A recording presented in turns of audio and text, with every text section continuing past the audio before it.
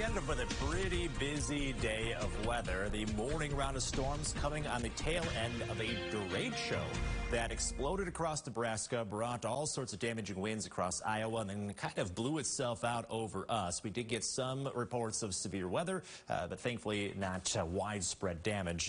The path of all of this stretching over 700 miles, and so it ended up reaching that derecho criteria, which in general is just a widespread, long-lived, and often damaging wind storm. We do have to see at least severe wind gusts of 58 miles per hour or higher under that whole path, and there have to be at least a few 75-mile-an-hour wind gusts in separate locations. So a lot of criteria to meet here. On top of all that, in order to be a derecho, that damage swath has to be over 400 miles and at least 60 miles wide. So a lot of criteria to hit here, but that overnight complex of thunderstorms managed to do it. And again, we got on the tail end of that as it fizzled out over our area, but not after a few tornado warnings.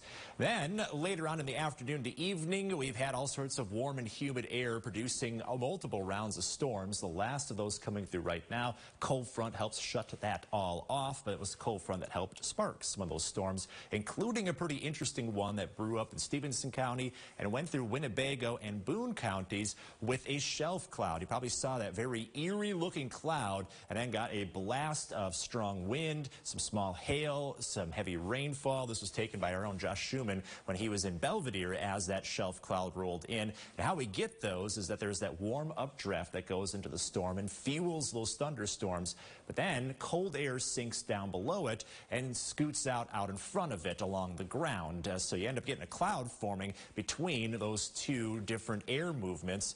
This usually comes with strong thunderstorms. If you start to see that kind of eerie Independence Day alien ship looking cloud moving across the horizon, you're going to want to get inside as quickly as possible, because downpours and strong winds are very soon to follow. Now, after all this, we have a quiet day tomorrow, and we could definitely use a breather after a very busy week full of on and off severe weather. We can clean up a little tomorrow with temperatures staying comfortably warm in the 70s under a bright sunny sky. Then keep an eye on Sunday. There is a chance for strong thunderstorms to return as the weather cools off a little bit. Memorial Day may have some on and off showers at times. As for Sunday, better chances for severe weather the farther south you go, especially south of I-88. So definitely stay weather aware. Meteorologist John Juergens will keep you up to speed all throughout the weekend as to how Sunday's threats may be playing out.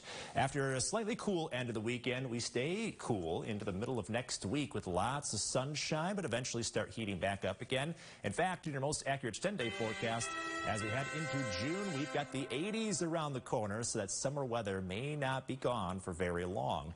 In the 4-degree guarantee, had to sweat this one out a lot throughout the afternoon, but we managed to just get back up to 76 after a few rounds of rain. It means cash total ends the week at $364.